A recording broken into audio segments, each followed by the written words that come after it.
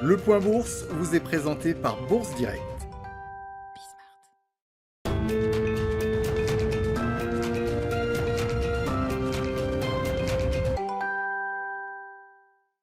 La tendance est toujours en légère hausse à la mi-journée à la Bourse de Paris avec un CAC 40 qui revient aux alentours des 6300 points. Les investisseurs qui aujourd'hui encore ont pris connaissance de nombreux résultats d'entreprises de part et d'autre de l'Atlantique avant de suivre deux discours clés aujourd'hui. C'est en effet aujourd'hui tout d'abord que Joe Biden s'exprime devant le Congrès pour les 100 premiers jours de son mandat. Une prise de parole où le président des États-Unis devrait détailler son plan d'infrastructure mais aussi son plan de soutien aux familles et à l'éducation en insistant notamment sur les modes de financement envisagés. La semaine dernière, Joe Biden avait d'ailleurs annoncé que pour ce nouveau plan d'environ 1000 milliards de dollars, une augmentation de la taxation sur les revenus du capital, mais aussi sur les revenus les plus élevés est envisagée. Au-delà de Joe Biden, c'est également aujourd'hui que se termine la réunion de politique monétaire de la Fed, dont le compte-rendu sera connu ce soir à 20h. Les investisseurs suivront également le discours de Jérôme Powell, mais aucun changement de politique monétaire n'est aujourd'hui attendu par les investisseurs à l'issue de cette réunion. Notons également rapidement qu'en France, la confiance des consommateurs reste stable au mois d'avril, l'indicateur permettant de la calculer ressortant à 94 points, soit au même niveau exactement qu'au mois de mars.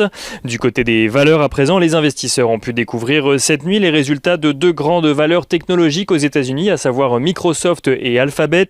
Microsoft tout d'abord dévoile des résultats trimestriels au-dessus du consensus en progression de 19% à 41,7 milliards de dollars. Microsoft qui annonce également avoir réalisé sur la période un bénéfice net de 15,5 milliards de dollars en progression de 44%, ce qui donne un bénéfice par action de 1,95 dollars. Une progression de l'activité tirée par le cloud dont la seule verticale génère un peu plus de 15 milliards de dollars de chiffre d'affaires, même si toutes les autres activités du groupe affichent des progressions de revenus sur la période. Alphabet annonce de son côté des résultats trimestriels qui dépassent elles aussi les attentes des analystes. Le bénéfice par action de l'entreprise ressort à 26,29 dollars pour un chiffre d'affaires légèrement supérieur à 55 milliards de dollars en progression de 34% sur un an. Les bénéfices nets du groupe ressortent eux à près de 18 milliards de dollars. Une activité qui est essentiellement portée par le rebond du marché publicitaire qui profite à l'activité moteur de recherche de Google.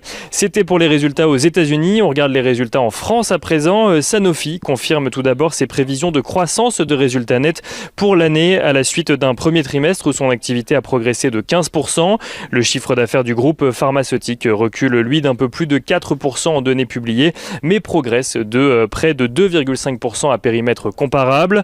Dassault Systèmes relève de son côté ses objectifs de bénéfices et de marge opérationnelle pour 2021 à la suite de la publication de résultats du premier trimestre qui dépasse les attentes des analystes. Dassault Systèmes qui anticipe désormais un bénéfice par action compris entre 4,24 et 4,28 euros en progression de 12 à 14% sur un an.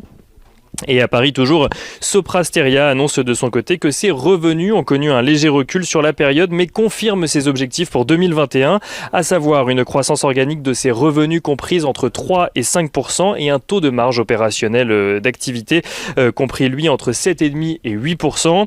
Et on finit avec Lagardère qui annonce avoir conclu un accord avec ses principaux actionnaires et investisseurs pour transformer le groupe protégé par un statut de société commandite par action en société anonyme.